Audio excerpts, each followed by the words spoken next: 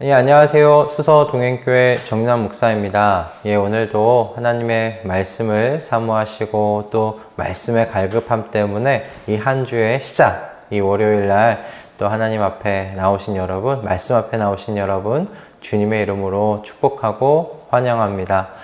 주님께서 우리 마음 가운데 말씀에 또 그 갈급함을 주신 줄로 믿습니다. 그렇다면 우리 주님께서 또 우리에게 또 결단의 말씀, 또 은혜의 말씀, 우리의 삶을 또 비추어 나아갈 등불로서의 그 말씀을 우리에게 허락하실 줄로 믿으며 우리가 함께 주님의 말씀의 자리 가운데 나아가도록 하겠습니다. 우리 이 시간 기도함으로 겸손한 마음으로 하나님 앞에 함께 그렇게 나아가시겠습니다. 기도하겠습니다. 하나님, 오늘도 주의 말씀 앞에 나왔습니다. 주님의 말씀으로 조금씩 저희를 깎아주시고 빚어주셔서 주님께서 창조하셨을 때 그 주님의 형상을 회복할 수 있도록 주님 역사하여 주시옵소서. 주님을 더욱더 경외하며 사랑할 수 있도록 하여 주시고, 주님께서 주님의 형상으로 창조하신 모든 우리의 이웃들을 또한 우리의 몸과 같이 사랑할 수 있도록 주님 저희를 가르치시고 이끌어가 주시옵소서. 주님께서 우리를 그와 같은 자리 가운데 인도해 가실 것을 믿으며 우리 주 예수 그리스도의 이름으로 기도드립니다. 아멘. 예, 오늘 우리에게 주시는 하나님의 말씀은 출애굽기 7장 8절에서 25절까지의 말씀인데요. 출애굽기 7장 8절에서 25절까지의 말씀인데 저희가 함께 봉독할 말씀은 14절에서 25절까지의 말씀을 함께 봉독하도록 하겠습니다. 제가 읽어 올리겠습니다. 주님께서 모세에게 말씀하셨다. 바로는 고집이 세서 백성들을 내보내기를 거절하였다. 그러니 너는 아침에 바로에게로 가거라. 그가 물가로 갈 것이니 강가에서 그를 기다리고 있다가 그를 만나거라. 너는 뱀으로 변했던 그 지팡이를 손에 들고서 그에게 이렇게 말하여라. 히브리 사람의 하나님이신 주님께서 나를 임금님께 보내어 이르시기를 나의 백성을 보내어 그들이 광야에서 나에게 예배하게 하라 하셨는데도 임금님은 아직까지 그 말씀을 듣지 않았습니다.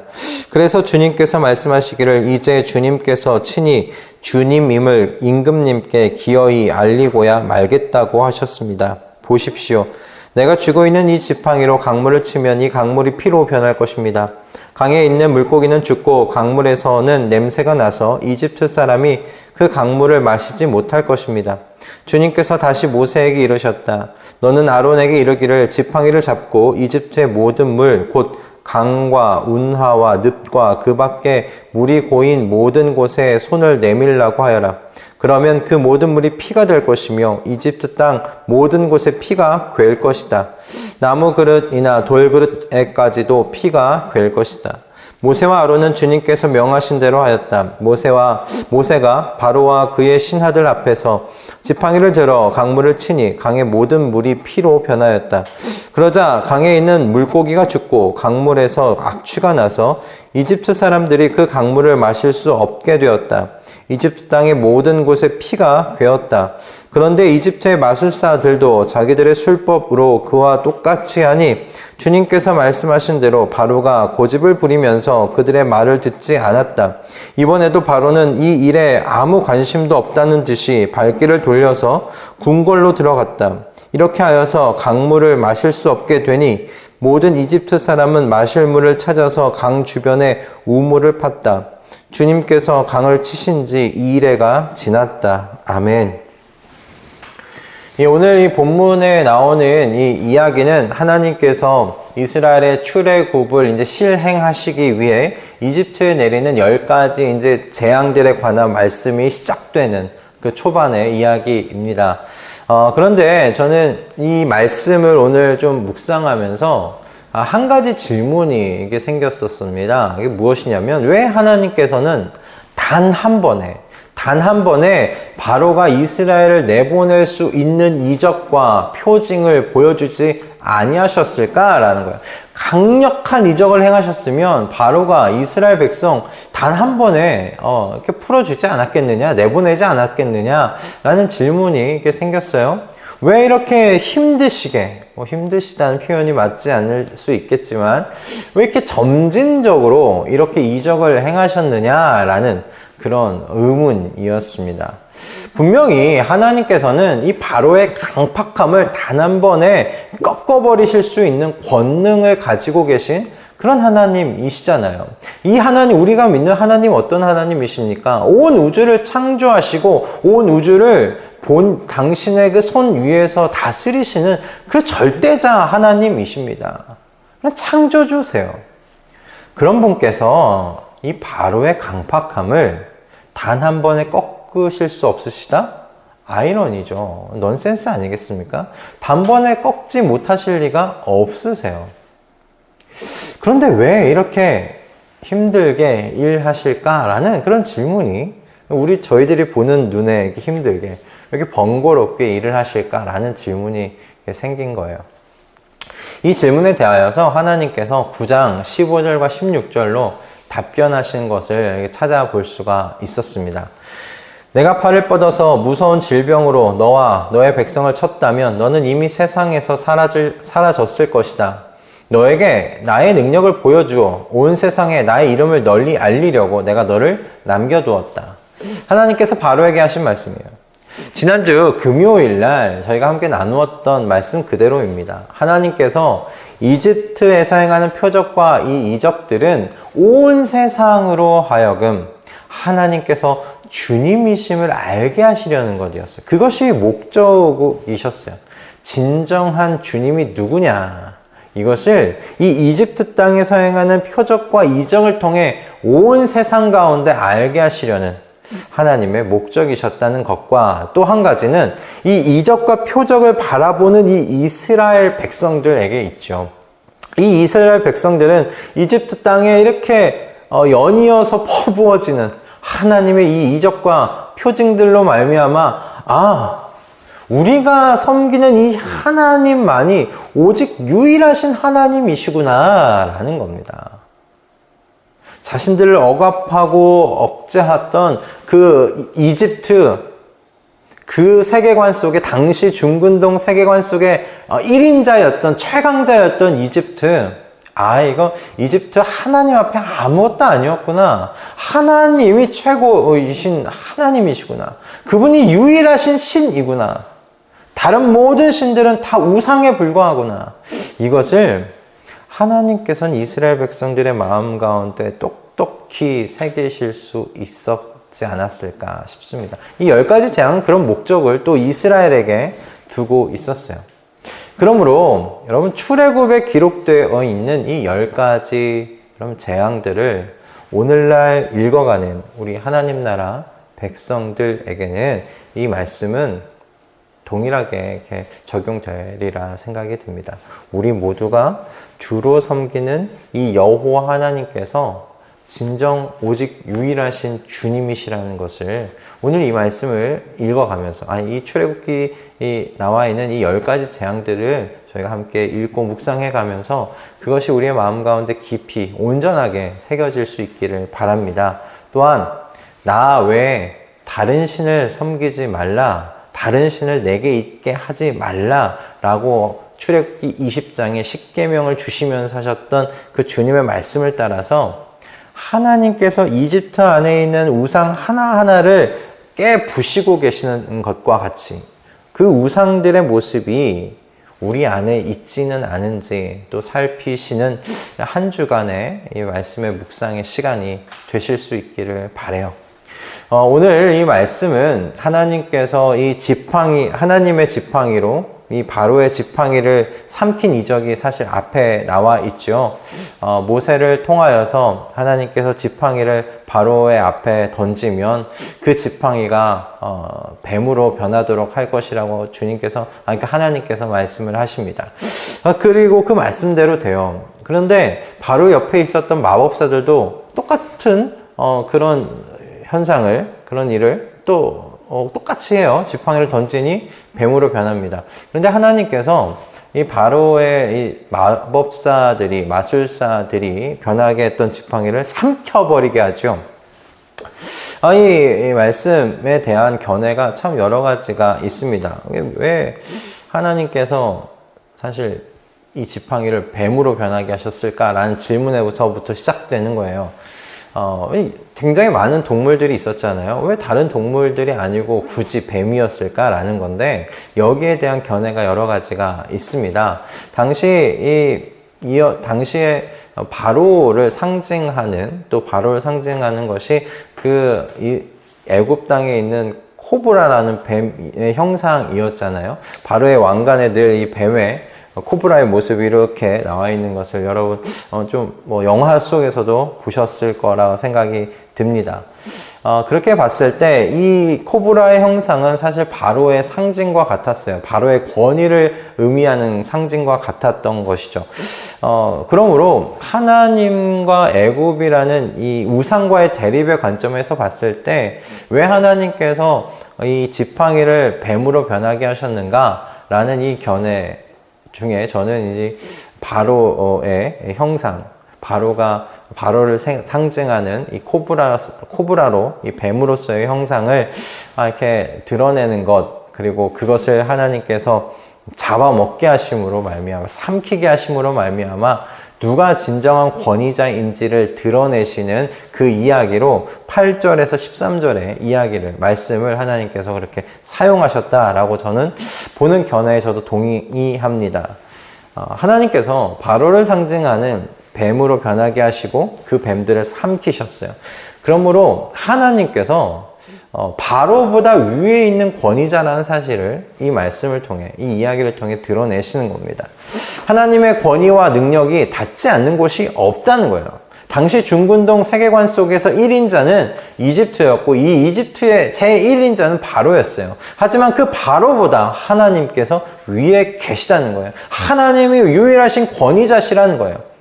그것을 바로 앞에서, 그리고 바로의 술사들 앞에서 보여주시고 그것을 증명하셨어요. 여러분, 그러므로 이어지는 이야기, 나일강을 피로 변하게 하신 이 하나님의 이적도 동일한 선상에서 이야기가 돼요. 생명의 근원이 누구시냐라는 하나님의 질문이에요. 생명의 근원이 누구냐라는 증명을 하나님께서 이렇게 하시는 것이죠. 나일강은 이집트인들에게 그 생명줄과 같았습니다. 그래서 나일강과 관련한 신만 해도 3개의 신이 있었어요. 히피라는 신이 있었고요. 그 다음에 오시리스라는 신이 있었고, 쿠눔이라는 신이 있었습니다. 이렇게 3개의 신들이 있었어요. 이집트인들에게 나일강은 자신들에게 풍요를 가져다 주는 그런 생명줄이었기 때문에 이 세 신을 섬김으로 지속적으로 자신들에게 풍요를 가져다 달라고 원했던 것이요. 기원했던 것입니다. 그런데 하나님께서 어떻게 하셨어요? 7일 동안이나 이 나일강을 핏물이 되게 하셨어요. 이 나일강과 관련된 모든 생명체가 그 숨을 거두어 가셨어요. 그 숨을 거두어 가셨어요. 하나님께서 생명을 거두어 가신 것입니다. 여러분, 그렇다면 이 일로 인해서 이집트인들이 무엇을 깨달아야 했을까요? 그들의 삶 속에 정말 누가 풍요를 가져다 주었느냐? 그들을 보살펴 주었느냐? 이러한 질문에 대한 답을 찾아야 되지 않았겠습니까? 하나님께서는 분명히 의인과 악인들에게 공평하게 빛과 비를 주시는 하나님이시죠. 하나님께서는 오래 참으심과 사랑으로 그들이 하나님을 사랑하고 섬기지 않았다 할지라도 이 이집트인들의 삶 속에 나일강이라는 풍요의 선물을 하나님께서 주신 거예요.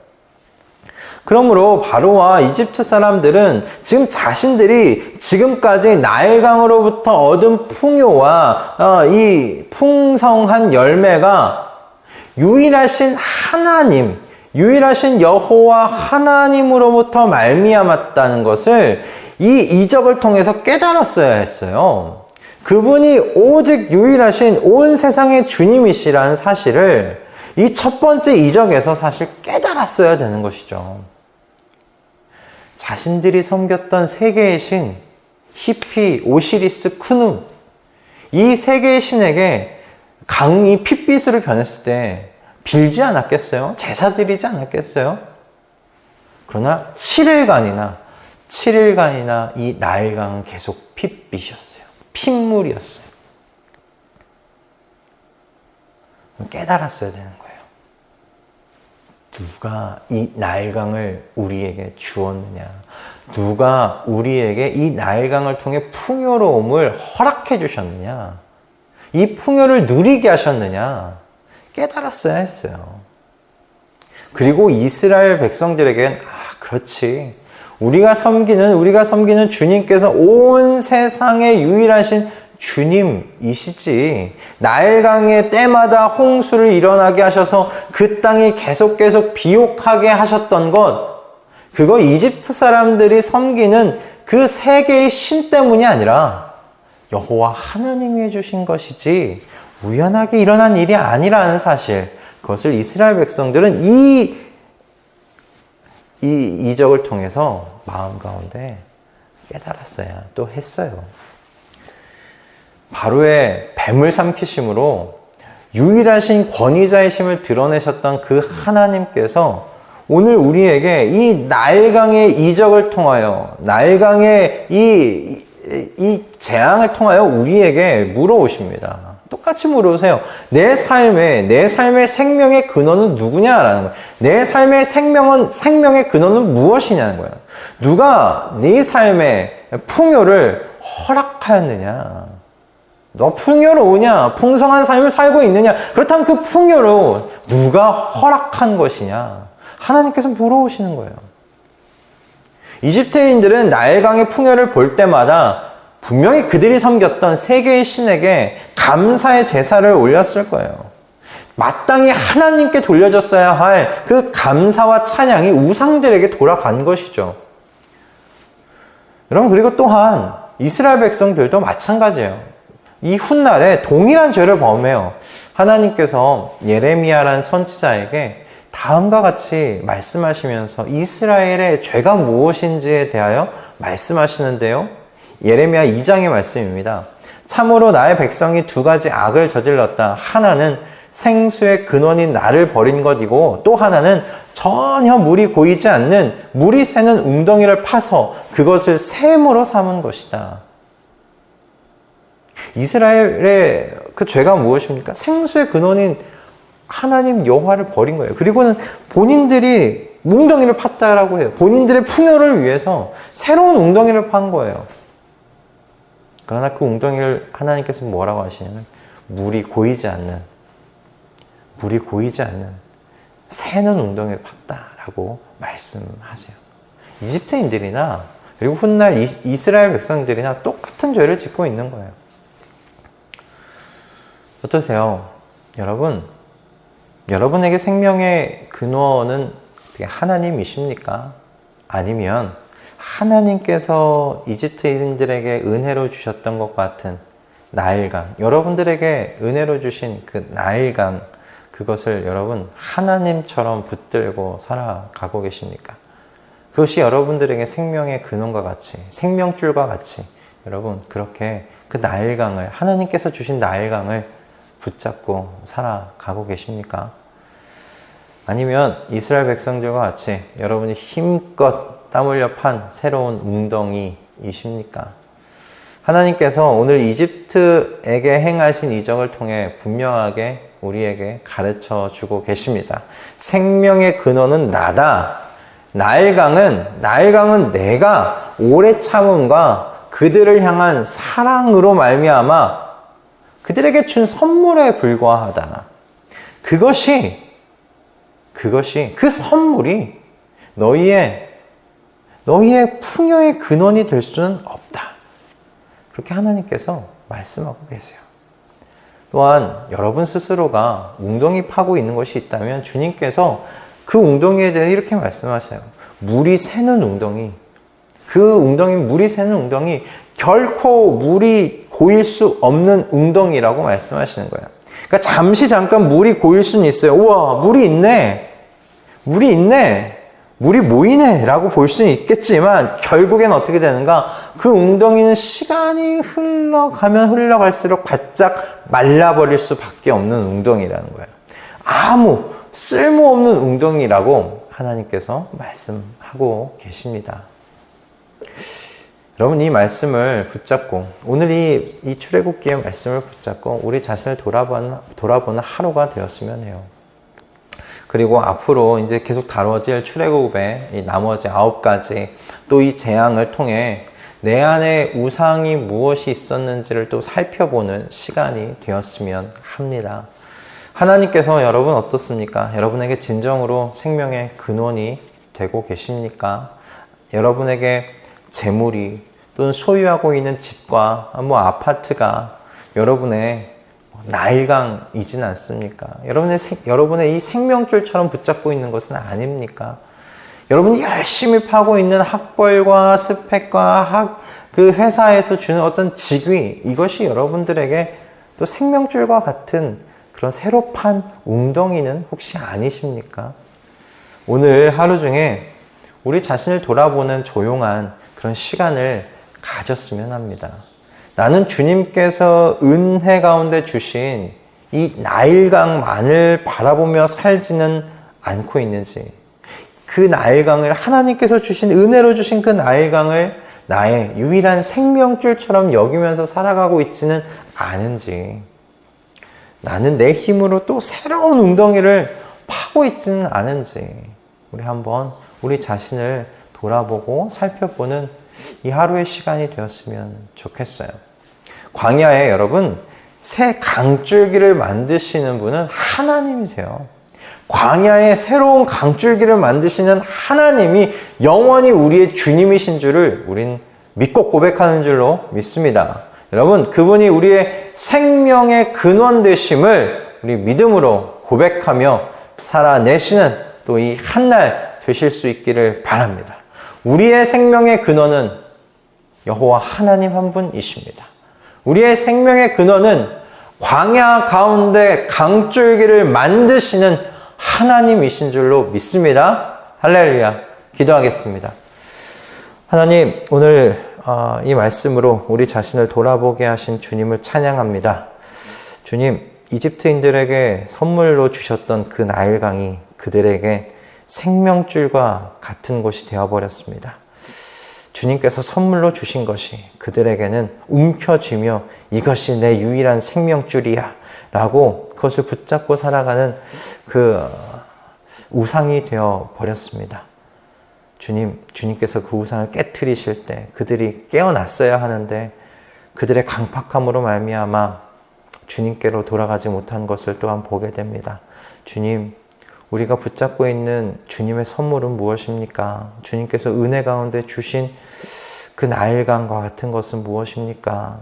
주님, 우리가 그것을 생명줄처럼 붙잡고 살아가진 않습니까? 주님, 우리의 마음이 다시금 오직 여호와 하나님이 나의 유일하신 생명의 근원이다 라고 고백하며 살아가는 우리 모든 인생 되어질 수 있도록 주님, 우리 말씀동행 모든 식구들을 축복하여 주시옵소서. 주님께서 약속하신 그 상속의 풍성함이 무엇인지 바라볼 수 있는 마음의 눈이 열릴 수 있도록 주님 축복하여 주시옵소서. 감사드리며 우리 주 예수 그리스도의 이름으로 기도드립니다. 아멘. 할렐루야. 오늘 이 말씀이 여러분들에게 어떻게 이렇게 또 은혜 가운데 다가왔는지 모르겠습니다. 하나님께서 이 말씀을 우리에게 주셨을 때 우리를 한번 돌아보라고 주신 말씀이 아닐까 싶습니다. 하나님께서 선물로 주신 것을 우리가 내 생명줄처럼 꼭 붙잡고 그것을 하나님으로 여기면서 살아가고 있지는 않은지 다시 한번 우리를 점검해보는 이 하루가 되었으면 하고요.